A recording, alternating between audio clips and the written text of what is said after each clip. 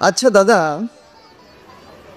আপনি যখন শ্রী ঠাকুরের সান্নিধ্যে আসেন তখন আপনার নিতান্তই কিশোর বয়স। তো ওই বয়সে মানুষের জ্ঞান বুদ্ধির খুব একটা বিকাশ হয় না।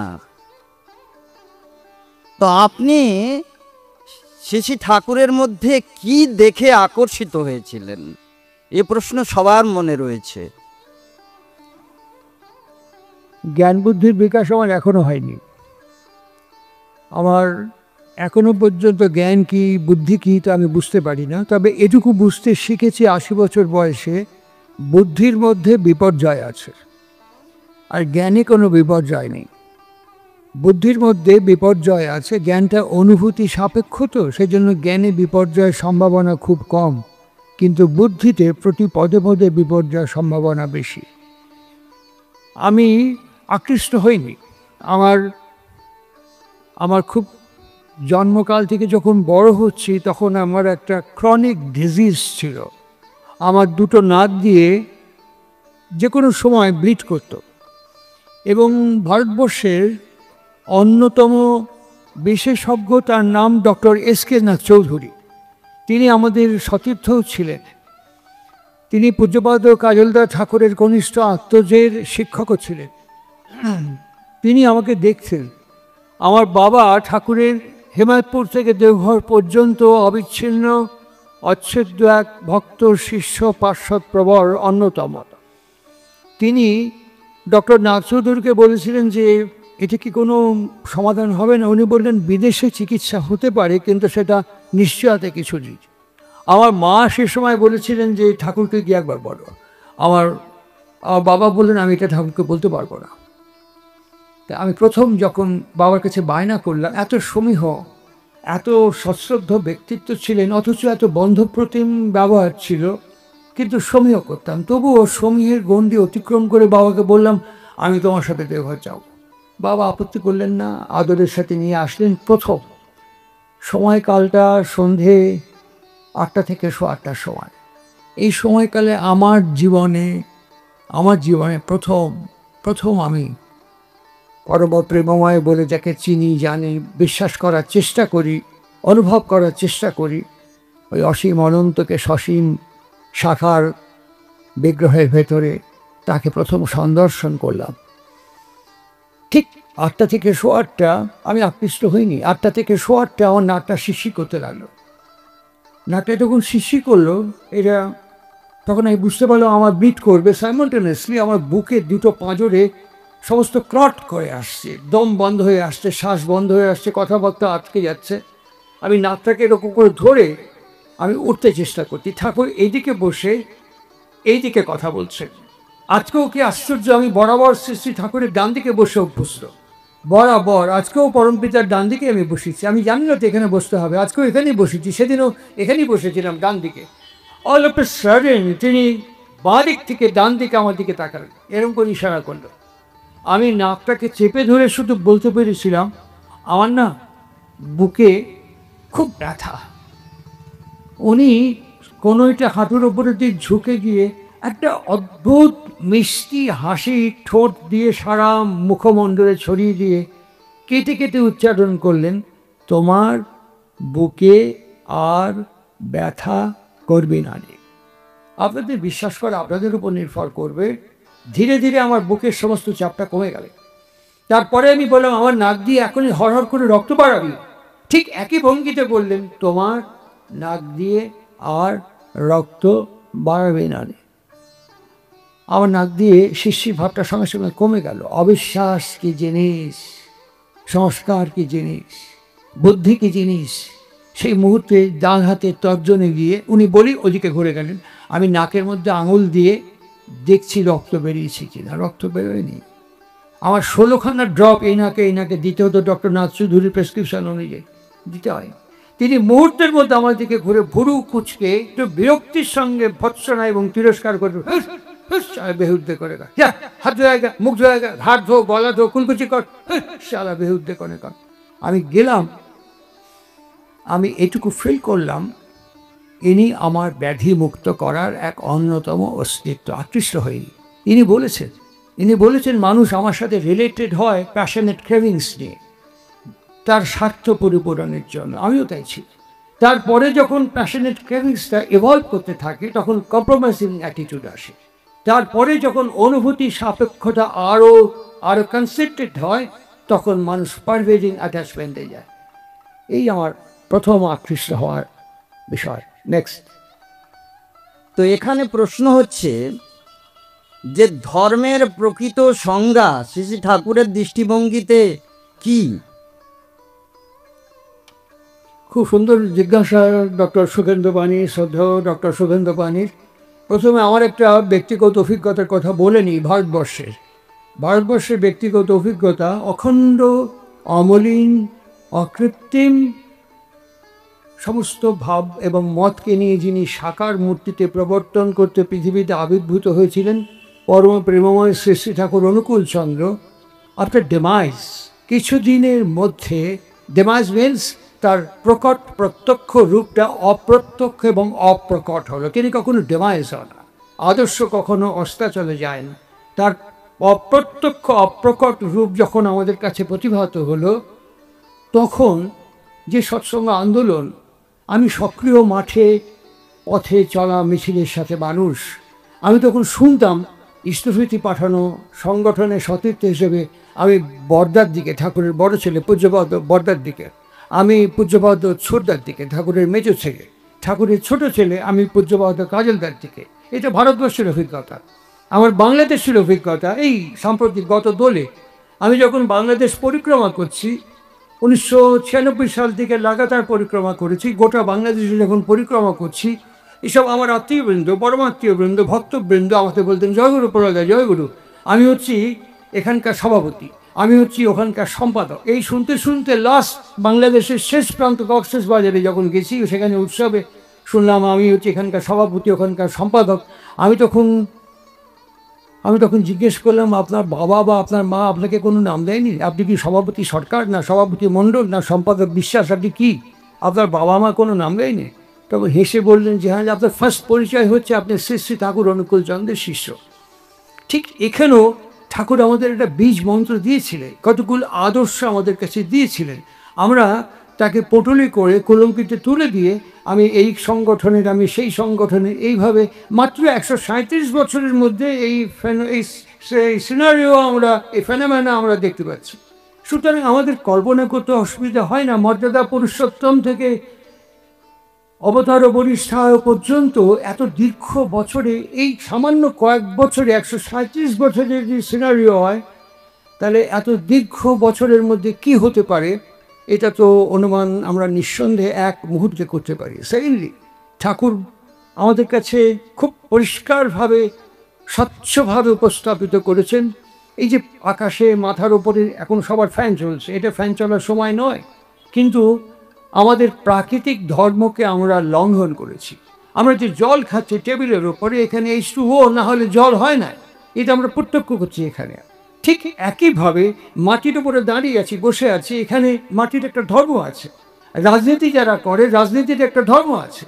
আর ডক্টর পানি আমাকে কিছুক্ষণ আগে বলে যে এটা নাস্তিক, কথাটা আনসাইন্টিফিক। কোনো স্বাস্থ্যকার এবং কোনো বৈজ্ঞানিক একে বিশ্বাস করেন না। এই কারণে ন অস্তি ইজিক্যাল টু নাস্তিক।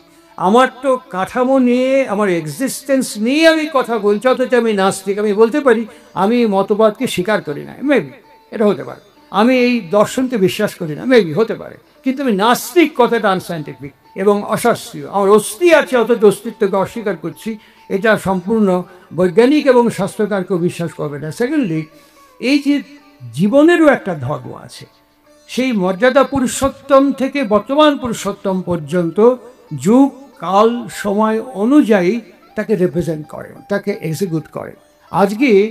আজকের সময়ে দাঁড়িয়ে মর্যাদা পুরুষোত্তমের যে প্রবর্তন, সেইটা এখন সবটা এক্সিকিউট করা, ইমপ্লিমেন্ট করা সম্ভবপর নয়। শ্রী শ্রী ঠাকুর অনুকূল চন্দ্র, আমার যতটুকু পরিক্রমা, আমার যতটুকু জ্ঞান বা অনুভূতি সাপেক্ষতা আছে, আমার এখনো পর্যন্ত মনে হয় না যে সমগ্র অনুকূল দর্শনকে লাস্ট প্রতুলদীপ্তি ফার্স্ট পার্ট এবং দীপরক্ষীর 11 পার্ট পর্যন্ত আমার যে পরিক্রমা, আমার এখনো পর্যন্ত মনে হয় না শ্রী শ্রী ঠাকুর অনুকূল চন্দ্র নতুন করে কিছু দিয়েছে।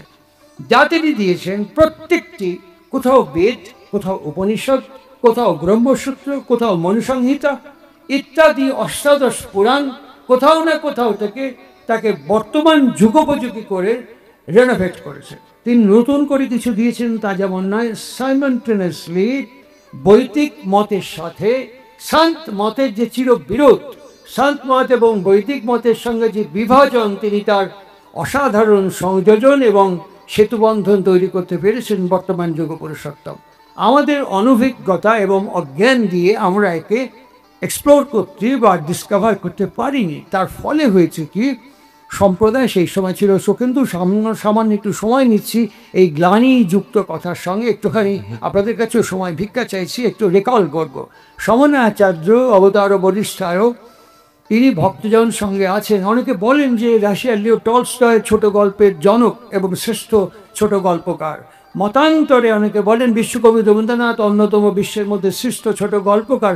আমার পার্সোনালি মনে হয় শ্রী শ্রী রামকৃষ্ণের মতো ছোট গল্প আজ পর্যন্ত কেউ উপস্থাপিত করতে পেরেছেন বলে আমার জানা নেই, কারণ তিনি জীবনকে প্রবর্তন করবার বিজ্ঞান এবং ব্যাকরণকে উন্মোচন করেছেন বলেই তিনি ছোট গল্পের আশ্রয় এবং সাহায্য নিয়ে বলছেন। অনেকে সেম প্রশ্ন করা হয়েছিল, ডক্টর পানি আমাকে কিছুক্ষণ আগে যে প্রশ্ন করলেন এই প্রশ্নটি শ্রীরামকৃষ্ণকে করা হয়েছিল। বলেছিল যে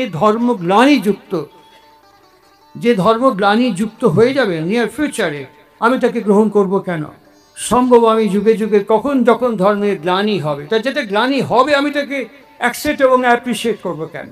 এই প্রশ্ন স্বয়ং তার কাছে উপস্থাপিত করা হয়েছে। তিনি তার সোজাসুজি উত্তর দেননি। তিনি বলেছেন তোমার ঘরে যে সিঁড়ি আছে এই সিঁড়ি বেয়ে ছাদে যাওয়া যায়? সবাই ভক্তজন বললো হ্যাঁ যায়, চলো ছাদে যাই। ছাদে গেলেন, উনি বললেন হ্যাঁ গো, বৃষ্টির জল শুদ্ধ না অশুদ্ধ? সবাই বললেন বৃষ্টির জল একদম বিশুদ্ধ। তিনি বললেন খাওয়া যায়? বলে হ্যাঁ, চোখ কান বুঝে বৃষ্টির জল খাওয়া যায়। আমাদের honourable chief minister of West Bengal তিনি বলেছেন জল ধরো জল ভরো। এবং জল খেয়ে অনেকে আক্রান্ত হচ্ছে, জল খেয়ে অনেকে ডিজিজ হয়ে যাচ্ছেন, সুতরাং জল খেয়ে অনেকে অসুস্থ হচ্ছেন। কিছুদিন আগেও এরকম ঘটেছে। জল ধরো জল ভরো, এর মধ্যে একটা মাঝখানে কতগুলো ব্যাকরণ, বিজ্ঞান, প্রকরণ, পদ্ধতি এগুলো রয়ে গিয়েছে। আমরা একে ডিলিট করে দিয়ে, একে সাইড করে দিয়ে জল ধরো জল ভরলো করলেই জল ধরো জল ভরা। জল ধরবে একটা ব্যক্তি, জল ভরবে একটা ব্যক্তির আশ্রয়, সংস্কার, কাঠামো একে সুনির্ণীত না করে, নিরীক্ষণ পর্যবেক্ষণ না করে ওই ব্যক্তিকে নিয়োগ এবং প্রয়োগ করলে পরে সেটা সবসময় যে সার্থক সফল হবে তার কোনো মানে নেই। সাইমultaneously তখন আমরা দেখতে পাই যে শ্রীরামকৃষ্ণ বলছেন তোমার এই ছাদ থেকে তো নল নিচে নেমে গেছে, তা আমি যদি একটা পাত্র নিয়ে তোমার ছাদের থেকে যে নল নিচে জল গড়িয়ে যাচ্ছে, আমি যদি নলের গোড়া জল ধরে খাওয়া যায়? সব বিদ্বজ্জন ভক্তজন বলে না না না, একদম খাওয়া যায় না। কেন? তুমি তো বললে বিশুদ্ধ। বলে আরে ছাদ তো পরিষ্কার করা হয় না, ছাদ তো ঝাঁটতেও হয় না রোজ, তাই ছাদেই তো জলটা পড়বে, নোংরা আবর্জনের সাথে মিশে গিয়ে ওই ছাদ জল নল দিয়ে নামলে ওটা তো গ্লানিযুক্ত হবেই। শ্রীরামকৃষ্ণ বললেন ধর্ম কখনো গ্লানিযুক্ত হয় না। যারা বহন করে, পালন করে, প্রবর্তন করে, তাদের যখন গ্লানি হয় তখন তাদের আগমনের প্রাসঙ্গিক প্রয়োজনীয়তা দেখা দেয় বলেই তারা আসে। গ্লানিযুক্ত তারা হয়, আমরা হই যারা আমরা বহন করব, প্রকাশ করব, প্রবর্তন করব। ধর্ম কখনো গ্লানি হয় না। আর যেখানে গ্লানি হয়েছে সেখানে হিমালয়ান রেঞ্জে আমরা দেখতে পাচ্ছি বাড়ি ভেঙে যাচ্ছে, ধ্বংস হচ্ছে। আমরা এখন এই ফেব্রুয়ারি মাস, আজকে 16ই ফেব্রুয়ারি, এই সময় কনকনে শীত। আমি আজকে 30 বছরের কাছাকাছি জামশেদপুরে আসছি। সূর্য মুখার্জি, অসীম মুখার্জি, টোটন মুখার্জি, 3 ভাইয়ের বাড়িতে আমার প্রণম্য পিতৃতুল্য অরুণ মুখার্জিদার আশ্রয়ে, তার অবলম্বনে তাদের বাড়িতে আমি দীর্ঘদিন থেকেছি। ওই পরিবারের সদস্য আমি, ওই পরিবারের মানুষ আমি, ওইখানে আমি দীর্ঘদিন থেকেছি। শীতে কনকন করছি। সূর্য মুখার্জিতে ভোরবেলা আমাকে চা করে দিত, আমি চাকে আমার স্কুটারে পৌঁছে দিত, স্টেশনে যেতাম। সেই জামশেদপুরে আপনাদের সামনে সবার সামনে বসে আছে আমার পরমাত্মীয় ভাইদের সাথে আমি বসে আছি। ওপরে ফ্যান চলছে। কেন হয়েছে? এই সময় জামশেদপুরে ফ্যান চলার কথা, ফ্যান চলছে, এসি চলছে কলকাতায়। কেন চলছে? আমরা ধর্মকে লঙ্ঘন করেছি। এখানে যখন যা লঙ্ঘন করেছি, প্রকৃতি তার ফল আমাদের দান করছে। একইভাবে আমরা জীবন বিজ্ঞান পদ্ধতি প্রকরণে যেখানে উল্লঙ্ঘন করব, প্রকৃতি এবং বিধি তার ফল আমাদের দান করবে। নেক্সট। অনেক সমৃদ্ধ বললেন দাদা। তো এক কথায় কি ধর্ম বলতে আমরা fundamental principles of life and growth বলা যেতে পারে? 100% ফান্ডামেন্টাল প্রিন্সিপাল। যেমন ব্যাকটেরিয়ার আছে, যেমন আমরা জানি হার্টে কখনো ক্যান্সার অ্যাটাক করেনি এখনো পর্যন্ত, লাংয়ে ক্যান্সার হয়, প্যানক্রিয়াসে হয়, লিভারে হয়, স্প্লিনে হয়, কিন্তু আজ পর্যন্ত আমি শুনিনি doctor Siddhartha Mukhopadhyay, internationally famous fame doctor, তিনি নতুন করে কাজ করছেন হার্টে কেন ক্যান্সার অ্যাটাক করেন। যাদের ব্রেস্টে ক্যান্সার রয়েছে ওই ব্যাকটেরিয়া এবং প্যারাসাইট এখনো পর্যন্ত ব্রেস্টকে বাদ দিয়ে অন্য কোনো রিজিয়ানে এফেক্ট করেনি, অ্যাক্টিভেট করতে পারেনি। সুতরাং এটা তো বোঝা যায় যে ব্যাকটেরিয়ারও একটা প্রিন্সিপাল আছে, ব্যাকটেরিয়ার একটা ধর্ম আছে। একে প্রতিরোধ এবং প্রতিষেধ করবার জন্য তারও একটা ধর্ম এবং ব্যাকরণ থাকা দরকার। ফান্ডামেন্টাল প্রিন্সিপাল হচ্ছে জীবন, যখন সবার জীবন একই রকম নয়, প্রত্যেকের বৈশিষ্ট্য, সংস্কার, প্রকৃতি আলাদা। আমার জন্য জেনারেলি কোনো কিছু প্রয়োগ ঠাকুরকে করতে দেখিনি। তিনি যার জন্য যে অ্যাপ্ট, যেমন অনেক অ্যান্টিবায়োটিক আছে, কেউ খেলে তার অ্যালার্জিক রিয়াকশান হয়, অনেক মেডিসিন আছে যেগুলো খেলে কারো অ্যালার্জি হয়, সেই জন্য ডক্টর আগে অ্যালার্জি জিজ্ঞাসা করে, তারপর সেই ওষুধ প্রয়োগ করে। সুতরাং এখানে আমরা বৈশিষ্ট্যকে মেনে নিয়েছি, এই ব্যক্তি বৈশিষ্ট্যকে স্বীকার করেছে। শ্রী শ্রী ঠাকুর অনুকূল চন্দ্র ধর্মের এই বৈশিষ্ট্য অনুগ প্রয়োগ বিধিকে স্বীকার করেছেন। সুতরাং ফান্ডামেন্টাল কজ আর রিজনস তো অবশ্যই প্রতিপালনীয়। নেক্সট। তাই যদি হয় তাহলে দীক্ষা নেওয়ার প্রয়োজনীয়তাটা কি? এই ফান্ডামেন্টাল প্রিন্সিপালসগুলোকে মেনে চললেই তো হলো, আলাদা করে আর দীক্ষা নেওয়ার প্রয়োজনীয়তা কোথায়? আর দীক্ষা কিভাবে তাৎপর্যবাহী হয়ে ওঠে মানুষের জীবনে? আমার এখানে যারা বসে আছেন, আমি এখানে যারা উদ্যোক্তাবৃন্দ আছেন, তাদেরকে যদি বলি প্রত্যেকের হাতে একটা করে সাদা কাগজ এবং একটা পেন্সিল ও ডট পেন দিয়ে দিই। আমি যেমন আপনাদের সাথে সম্মিলিত হয়েছি, আমি যদি আপনাদের সবাইকে বলি আপনাদের হাতে সাদা কাগজ এবং পেন্সিল বা ডট পেন পৌঁছেছে, আপনারা বলবেন হ্যাঁ, আজ স্টার্ট করুন একটা নিখুঁত গোল বৃত্ত তৈরি করতে। 5 মিনিট সময় দেওয়া হলো। আপনারা সবাই শিশু থেকে বৃদ্ধ পর্যন্ত একটা কাগজ পেয়েছেন, মেঝেতে রাখুন, মাটিতে রাখুন, টেবিলে রাখুন, একটা নিখুঁত গোল বৃত্ত করে গে। আপনারা সবাই আমাকে বলবেন গোল বৃত্ত করতে পারবো, কিন্তু নিখুঁত গোল বৃত্ত করতে পারবো না। এটা আনসাইন্টিফিক নয়, সবাই এটাকে অ্যাপ্রিসিয়েট এবং অ্যাকসেপ্ট করবে। কিন্তু আমি যদি এখানে একটা কম্পাস আপনাদেরকে দিয়ে দিই, বলি এই কম্পাসটার হেল্প নিয়ে আপনারা একটা গোল বৃত্ত করুন, আপনারা সবাই মোটামুটি নিখুঁত গোল বৃত্ত করে ফেলবেন একটা কম্পাসের সাহায্যে। তাই বর্তমান যুগ পুরুষোত্তম পরম প্রেমময় বললেন দীক্ষার মধ্যে কতগুলো শব্দ আছে। সে শব্দ হচ্ছে শক্তি, গতি, বৃদ্ধি, সমন্বয় এবং দক্ষতা। এগুলো বাদ দিয়ে আমি ঠাকুর ধর্ম বাদ দিন, আমি সংসার করতে পারবো না, আমি কৃষি করতে পারবো না, আমি শিল্প করতে পারবো না, আমি শিক্ষা স্বাস্থ্য রক্ষা করতে পারবো না, আমি শাসন করতে পারবো না।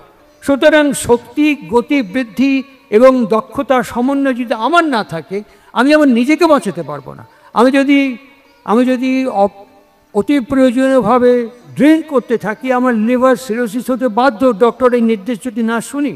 আমি যদি ট্রিমেন্ডাস স্মোক করি, আমার লাং এফেক্ট হতে বাধ্য যদি আমি ডক্টরের অ্যাডভাইস না মানি। আমার যদি সুগার লেভেল, প্রেশার লেভেলকে অ্যাডজাস্ট ম্যানিপুলেট করতে হয়, ডাক্তারের প্রেসক্রিপশন ফলো করতে হবে আমাকে। ঠিক সাইমনটেনিয়াসলি একই অ্যানালজিতে বলা যেতে পারে, জীবনকে আমি এনজয় করব, জীবনকে আমি উপভোগ করব, কোনো বিজ্ঞান থাকবে না, কোনো ব্যাকরণ থাকবে না। আমি রাজনীতি করব, রাজনীতির যে নিয়মাবলী ইনি বলেছেন প্রীতি উৎসারণী, রঞ্জন দীপনী, সব শব্দগুলো ব্যবহার করেছেন, যে শব্দগুলো উর্জি তপা, এই ঊর্জা শব্দটা ভারতবর্ষে একজন ব্যবহার করেছিলেন বৈদিক আমলে, তার নাম মহর্ষি পাণিনি।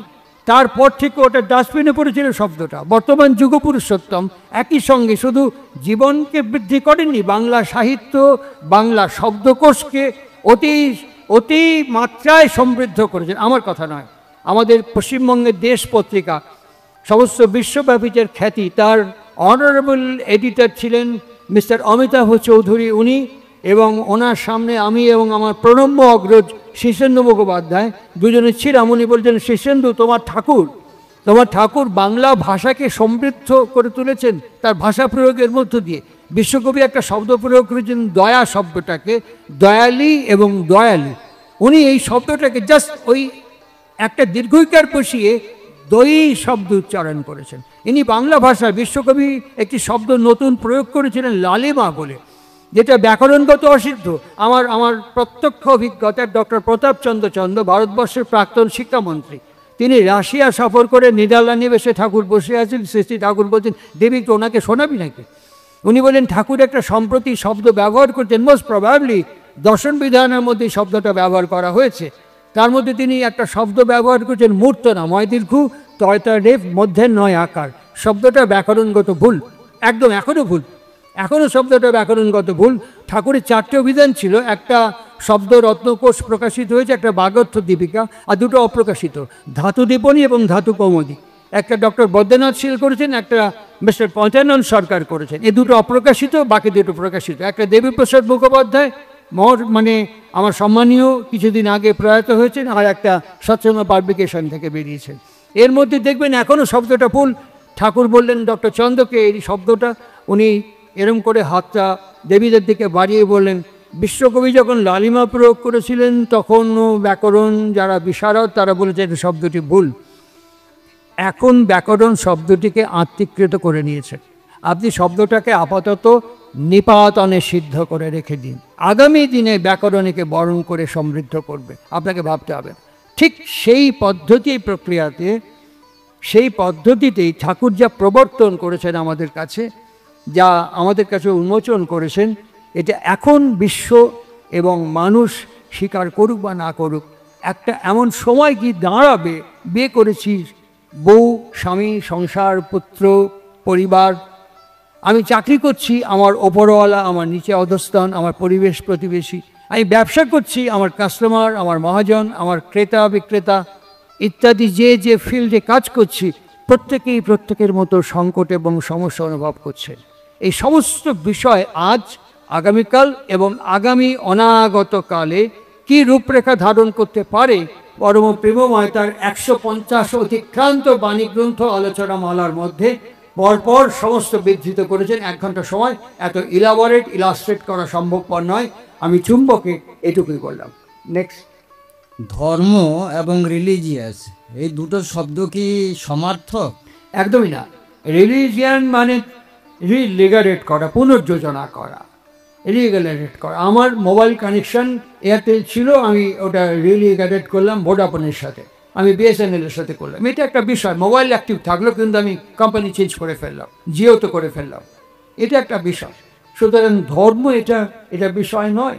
ধর্ম বিষয়টা বৈশিষ্ট্য অনুযায়ী। রাজনীতির ধর্ম আছে, কিন্তু এখনও পর্যন্ত তো দেখিনি, আমার জন্ম থেকে এখনও পর্যন্ত দেখিনি যে রাজনীতি রঞ্জন করছে, প্রেরণ করছে, প্রীতি উচ্চারণ করছে। ওটা যেমন রাজনীতির অঙ্গনে দেখিনি। আমার বাবা একদিন তাকে বলেছিলেন, আপনি যখন জন্মাইছেন মানুষের মঙ্গল এবং কল্যাণ করার জন্যই তো জন্মাইছেন। তা আমরা তো অশুদ্ধ, আপনি জানেন। আমরা যে বিধিমাফিক জন্মাইনি, কান করিনি, সেটা আপনার অজানা না। তা আমার ঘাড়ের ওপরে এইসব বোঝা চাপাই দিচ্ছেন আপনি। তা আপনি সবচেয়ে খুশি হবেন, আমরাও সবচেয়ে আনন্দ পাবো, আপনি এক চুটকিতে সব ঠিক করে দেন না। এই রাজনীতি, দেশ, যুদ্ধ, বিগ্রহ এক চুটকিতে ঠিক করে ইচ্ছে করলেই তো পারেন। আপনি তো পুরুষোত্তম। ঠাকুর এরম করে হাতটা জোর করে হাঁটুর ওপরে ভর দিয়ে বসে বলেন, আমি এর কিছুই করবে পারি না। আমার এখানে যা দেখতেছিস সারা দুনিয়াতেই তাই, আমার এখানে যা দেখতেছিস সারা দুনিয়াতেই তাই। এখানে যখন ঠিক হবে নি, সারা আপসে আপ দুনিয়ায় ঠিক হয়ে যাবে না। আমি বাংলাদেশে দেখেছি, আমাদের দীক্ষিত ঋত্বিক আওয়ামী লীগ করে, আজকে মার খেয়েছে। আমাদের দীক্ষিত ব্যক্তি বিজেপি করে, তৃণমূল করে, কংগ্রেস করে, সিপিএম করে, মার খেয়েছে 72-77 সালে। সুতরাং এখানে এই ডুয়েল পার্সোনালিটি যখনই হয়, আমি এখানেও থাকবো, ওখানেও থাকবো।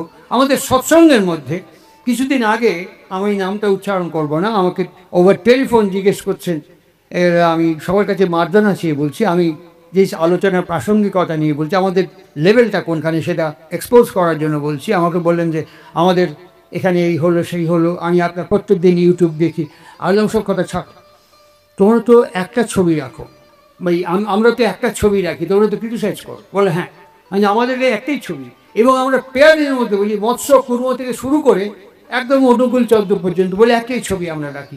তোমাদের ওখানে তো অনেকগুলো ছবি থাকে, তা তোমরা কোনটাকে বিশ্বাস করো?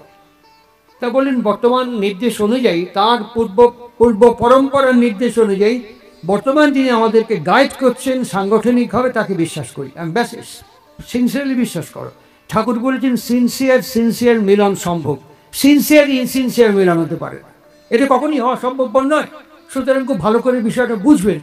তা আমাকে বললেন যে ওনার নির্দেশ পূর্ব পরম্পরা অনুযায়ী আমরা বর্তমান যিনি পরিচালক তার ছবি রাখি। আর না, তাই যদি বিশ্বাস করো সব এর মধ্যে পরিপূরিত সব সব ঝরিয়ে দাও, বর্তমান যিনি তোমাদের সংঘাচার্য তার ছবি রাখো, তার মধ্যে সব ফুলফিল হবে। যেমন আমরা অনুকূল চন্দ্রের মধ্যে দিয়ে সব ফুলফিল করছি, মৎস্য থেকে বর্তমান পর্যন্ত আমরা সব নিজেরা ফিল করছি, অনুভব করছি এবং এনার্জিও পাচ্ছি, আমরা ইভলভ করছি, ইন্সপায়ার্ড হচ্ছি, ইম্পেটাস পাচ্ছি।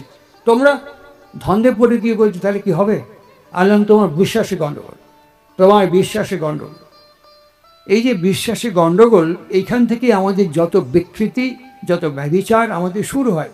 তাই রিলিজিয়ান কথাটার মধ্যে, পুনর্যোজনার মধ্যে প্রশ্ন হচ্ছে সবচেয়ে, ধর্ম কিন্তু তা নয়, সেদিনও যা ছিল আজকেও যা আছে ভবিষ্য অনাদিকালেও তাই থাকবে। তাই বলা হয় অনাদির আদি, জ্যোতির জ্যোতি, কারণ কারণের স্বরূপ। ওটা পরিবর্তন হয় না, ওটা একই রকম থাকবে।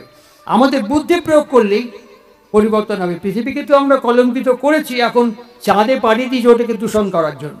এই ধর্মের মধ্যে দূষণ কখনো ছিল না, প্রকৃতিতে দূষণ কখনো ছিল না। এখন শুধু শব্দ বা পরিবেশ দূষণ নয়, ব্যক্তি মনন দূষণ থেকেই আমাদের পুনর্যোজনার জন্য পরম প্রেমময় পুরুষোত্তমের আগমন, এর থেকে নির্গমন করার জন্য। এই আমার মনে হয় ধর্ম এবং রিলিজিয়ানের মধ্যে এই তফাৎ বলে আমার মনে হয়। নেক্সট, মানুষের মধ্যে কি ভগবত্তার প্রকাশ ঘটতে পারে?